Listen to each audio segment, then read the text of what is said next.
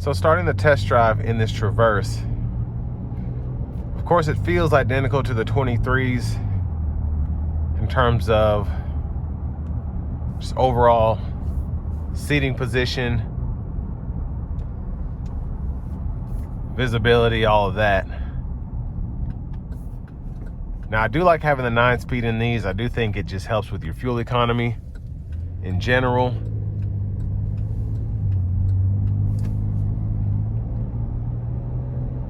And then I also just like the infotainment system here. Even though it's dated, it's still very nice. But we're gonna give it a little pull here getting on the interstate.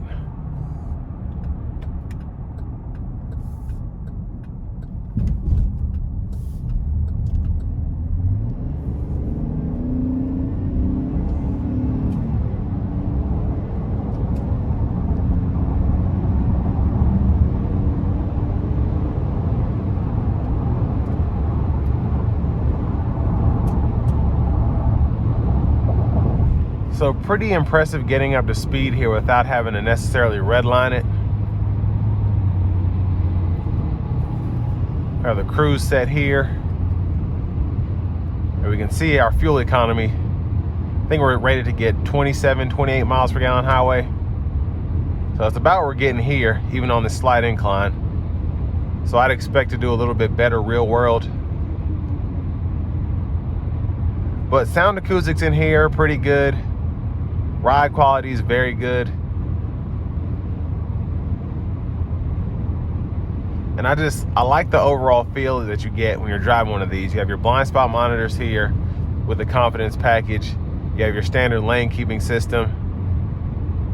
You don't have adaptive cruise control or lane centering, but especially for this price point, I think you get a lot. For an 8-passenger, a pretty big 8-passenger SUV, or 7-passenger, excuse me.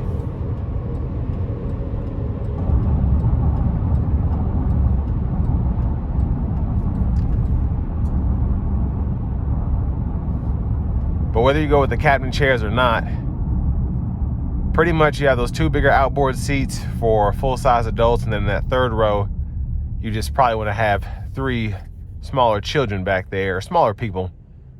There's not that much space back there, but it's decent for the segment, I think.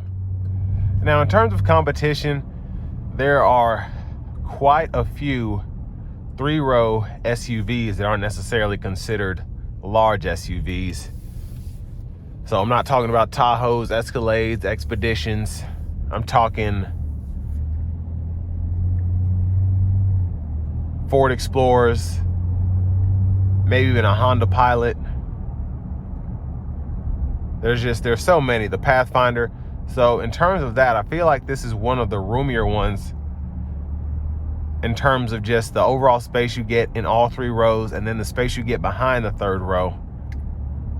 Because again, like I said earlier, driving the Hyundai Santa Fe, the new 24 model, space was pretty good in there until you got behind the 3rd row, and you can just see where the 3rd row was kind of squeezed in there.